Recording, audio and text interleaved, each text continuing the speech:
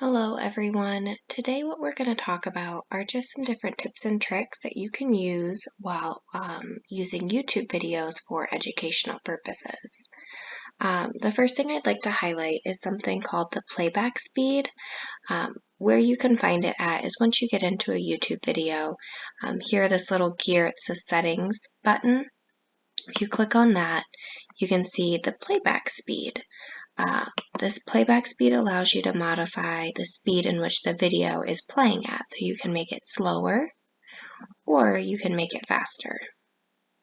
Now, where this might be helpful is if you're doing a movement break video, you could be doing a Go Noodle, a fine motor skills video where the speed of the video is just a little bit too fast for your students to follow along with, or they might just have more success if the video was a little bit slower.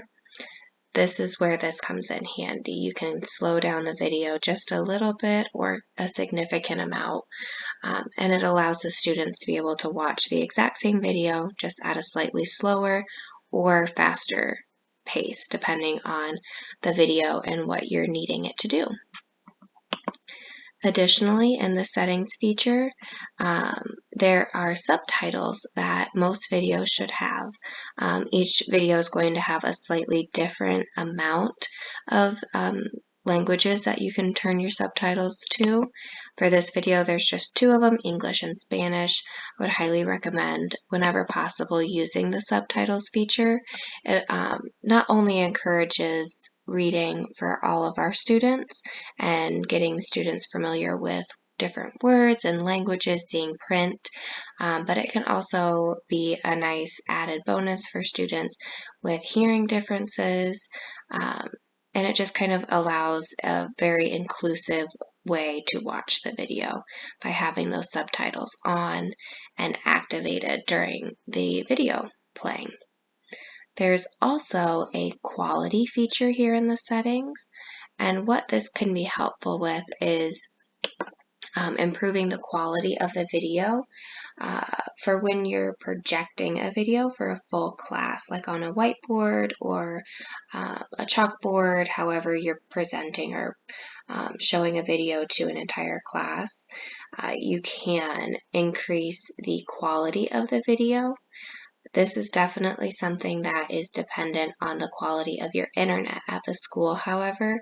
So this is something that you would definitely want to play around with, I think, before you started the video and just see about what the max is that you can play a video at and still have the actual playing quality of the video staying where you want it to be. Another feature that you can turn on and off is something called autoplay. So you can see here, I actually have it turned off.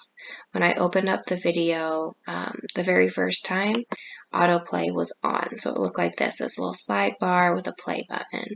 And what autoplay is, it's when a YouTube video is finished playing, it will start to populate a new video. Now, you can't guarantee that that video is always going to be appropriate or not, and you can't guarantee you're going to be able to run back over to your computer and hit the pause button before a new video pops up, and you're just not sure what that video could be.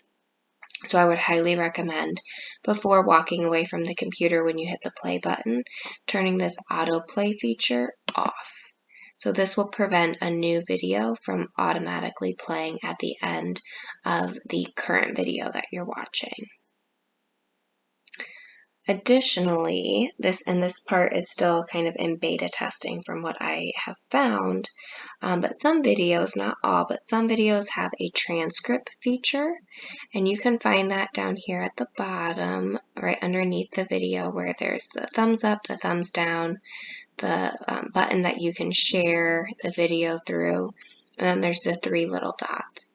If you click on that, you can open the transcript for the video. And what this is, it's like I said, I believe it's still in the beta testing, but YouTube will try to populate as close to what it believes the words are in the video through a transcript.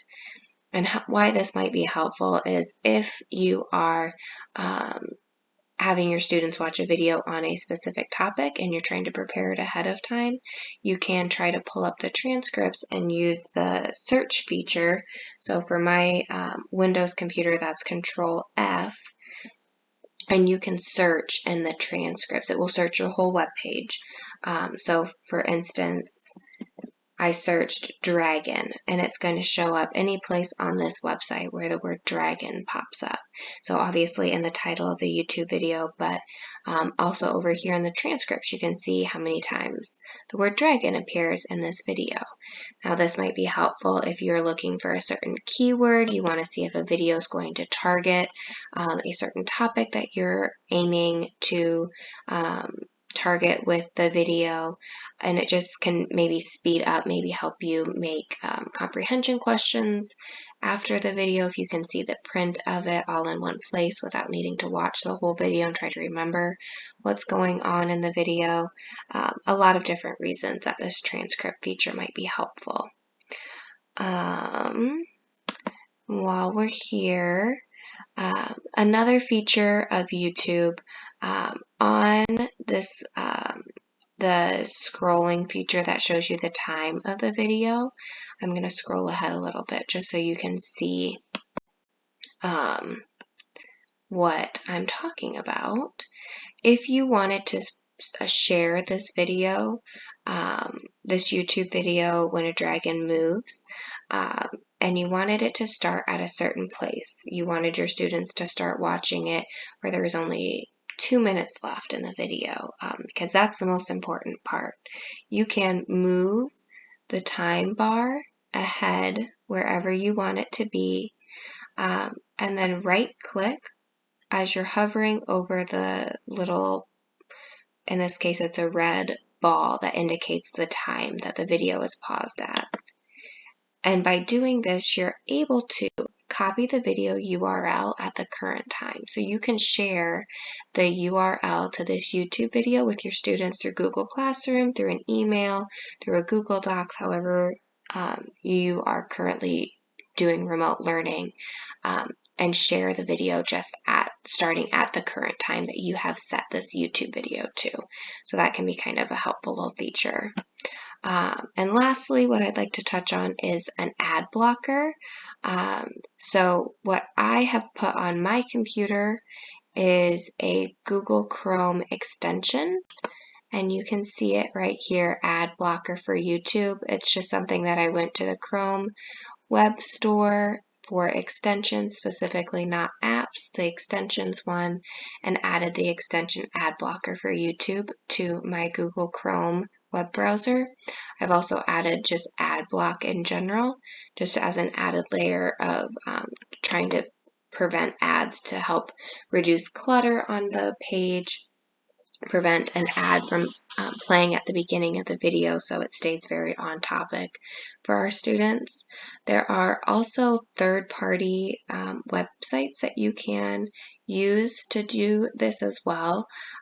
One of them that I found just in kind of Googling what the different options could be is this Watchkin website. And so what you would need to do to use something like this is just copy the URL from the web page and paste it into the search bar, hit search, and it should get most videos, but I don't know a single video. But it allows you can see it's the same exact video that we were watching on YouTube. However, the actual screen that you can see, we've gotten rid of all of the extra videos on the side, and it's just a very clean look to the video. So this could be helpful for students that get distracted easily while watching things, or if you just want a cleaner look while playing a video, this is another option that you can use. Okay, I think those are all of the things I'd like to touch on.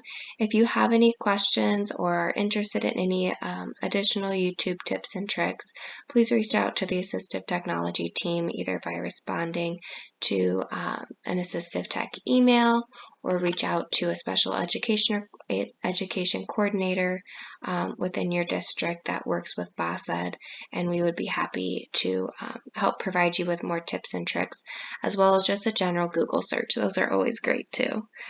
Thank you, and I hope you enjoy this video.